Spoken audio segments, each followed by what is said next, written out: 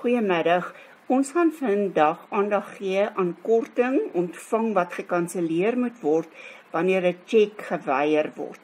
Wanneer ons 'n tjek aan 'n krediteur uitmaak, ontvang ons korting indien die geld binne 'n sekere tyd betaal is.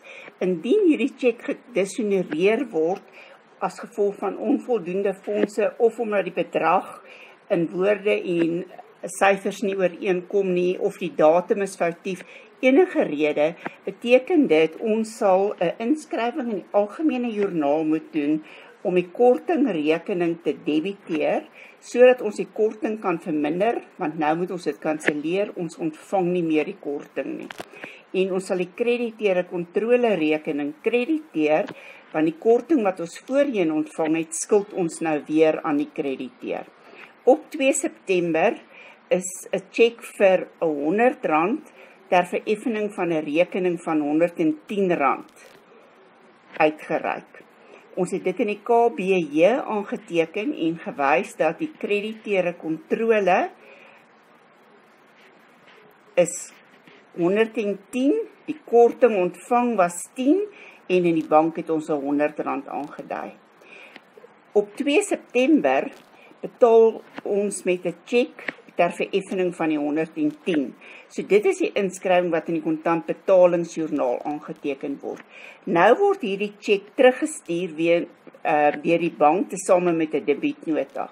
En ons ontvang hierdie gedishonoreerde tjek en ons moet nou die oorspronklike inskrywing kanselleer. So toe ons die tjek uitgeskryf het, het ons in die KBJ uitgeskryf.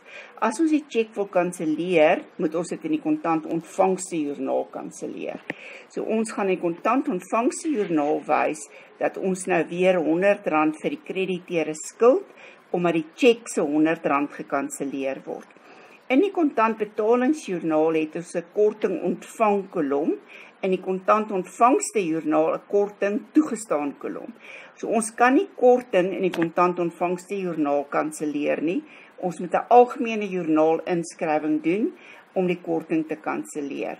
Korting ontvang is 'n inkomste vermeerder aan die kredietkant en verminder aan die debietkant. So ons sal korting ontvang debiteer. Die winkel se rekening in die krediteure grootboek sal gekrediteer word, want ons skuld nou weer vir hulle die geld, en ons sal ons krediteure kontrolerekening ook krediteer, om te wys dat ons totale krediteure vermeerder het. In die krediteure grootboek het ons 'n saldo gehad van 110.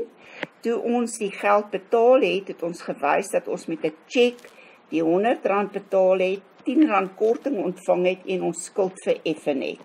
Wanneer die tjek gekanselleer word, moet ons die oorspronklike inskrywing kanselleer, wys dat ons skuld nou weer die geld vir die krediteur, so sy skuld word meer met R100, en ons moet wys dat ons in die algemene joernale inskrywing gaan doen om die R10 korting te kanselleer, sodat ons weer R110 skuld, wat ons oorspronklik geskuld het voordat ons die tjek betaal het.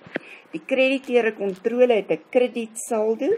Toe ons die rekening betaal het, het ons die krediteure kontrole rekening gedebiteer en die bedrag van 110 sluit 'n gedeelte in wat na die bankrekening toe en 'n gedeelte wat na die korting ontvangrekening oorgeboek word. En ons het die inkomste vir korting ontvang gekrediteer met R10. Wanneer die tjek gekanselleer word, moet ons wys dat ons nou weer die R100 vir die krediteure skuld en dat ons minder geld uit die bank uitgehaal het. Ons gaan die krediteure moet krediteer met die R10 om te wys ons skuld nou weer die totale 110 en ons gaan korting ontvang kanselleer, want nou ontvang ons nie meer die korting nie. Wanneer die rekening van 'n krediteur betaal word, word 'n inskrywing vir die betaling en die korting ontvang in die kontantbetalingsjoernaal aangeteken.